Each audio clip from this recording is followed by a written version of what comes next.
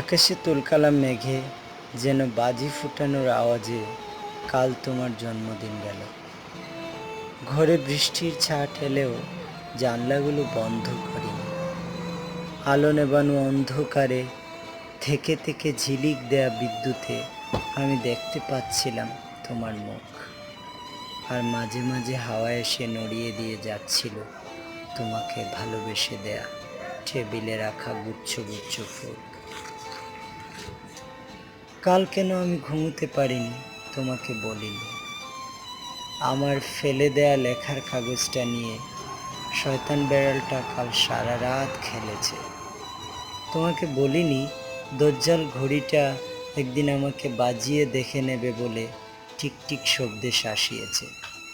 তোমাকে বলিনি মাটিতে মিশে যাবার পর আমরা দুজনে কেউ কাউকে চিনব না। আর দেখো, তোমাকে বলাই হয়নি এবার রথের মেলায় কি কি কিনবো। মেয়ের জন্য তালপাতার বেপু, তোমার জন্যে ফল ফুলের চারা, আর বাড়ির জন্যে সুন্দর পেতলের খাঁচায় দুটো বদ্রিকা পাখি।